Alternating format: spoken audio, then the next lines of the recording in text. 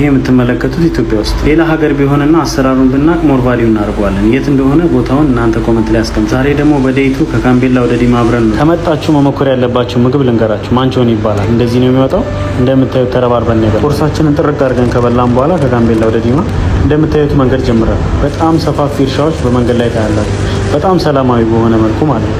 ይህን ድልድይም በመንገዳችን ላይ ነበር ያገኘው። ስሙን ቦታውን በምን ወረዳ እንደሚገኝ የምታውቁ ሰዎች ኮመንት ላይ ጻፉልኝ። በጣም ኩልል ያለ ውሃ ነው እንደምታዩት። አጠገቡ ስትሆኑ ደግሞ ከቃላት በላይ የሆነ ውበት አለ። ውሃውን ወድጄ ብቻ አላበቃውም። ከውሃ ውስጥ የሚገኘውን ትላልቅ አሳ መቅመስ ስላለበት ስላሉኝ ቀምሼው ነበር። በጣም ይጣፍጣል። አይዶን ነው ብዙ የአሳ ወዳጅ አይደለም። ይሄ አሳ ግን በጣም ይጣፍጣል። እንደተለመደው መንገድ ላይ ትንሽ ችግር አጋጥሞን ነበር። ፊክስ አድርገነው መንገዳችንን እንቀጥላለን ማለት ነው። የሚሄደውም ደግሞ ለትልቅ ስራ ስለሆነ ዞር ዞር ብዬ አንዳንድ ቦታዎችን እቃኛለሁ። ከዛም በኋላ ወደ ቤቷ ዲማ ገብቻለሁ ማለት ነው። ዲማ ከምታስቧት በላይ ተለቅ ያለች ከተማ ናት። ወድጃታለሁ። በሚቀጥለው ቪዲዮ ደግሞ እንገናኝ።